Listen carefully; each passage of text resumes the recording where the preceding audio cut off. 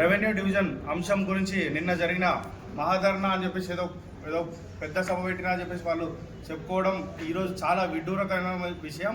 ఈరోజు ఒక బహిరంగ సవాల్ విసురుతా ఉన్నాం. ఈరోజు యూత్ కాంగ్రెస్ తరఫునైనా చేర్యాల మండల కాంగ్రెస్ పార్టీ తరఫునైనా నేను ఒక అనరాని మాట మాట్లాడిండు. ఈరోజు ఓడిపోయిన ఆయన కూడా అధికారం చలాయిస్తుండని మాట్లాడుతుండు. నీకు చట్టవిరుద్ధంగా చేస్తున్నటువంటి పల్లా రాజేశ్వర రెడ్డి ఈరోజు నీకు మిగిలింది ఈ ఒక్క నెల మాత్రమే. మరొక నెల గడిచిన తర్వాత స్థానిక సంస్థల్లో మా కాంగ్రెస్ పార్టీ ప్రతి ఒక్క గ్రామాన ఎంపీటీసీలు కానీ సర్పంచ్లు కానీ గెలుస్తారు. అదేవిధంగా మరొక నెలలో మా ప్రియతమ నాయకుడు కొమ్మూరు ప్రతాప్ రెడ్డి గారికి కూడా అధికార హోదా రాబోతుంది. మీరు ఏం తిరిగినా ఈ ఒక్క నెల రోజులే.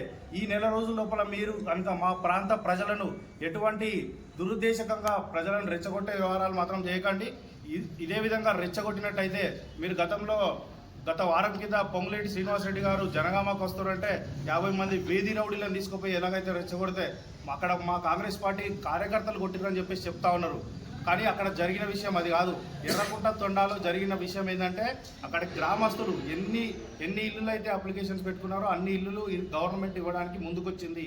మీరు ఆ ఉద్దేశం గవర్నమెంట్ మంచి పని చేస్తుంది కాబట్టి మీరు దురుద్దేశంతో అక్కడికి వచ్చి చిల్లర మల్లర రౌడీ వాళ్ళతో లొల్లి చేయడం కోసం వచ్చినందువల్ల ఆ ఊరి గ్రామస్తులు మిమ్మల్ని తరగడం జరిగింది.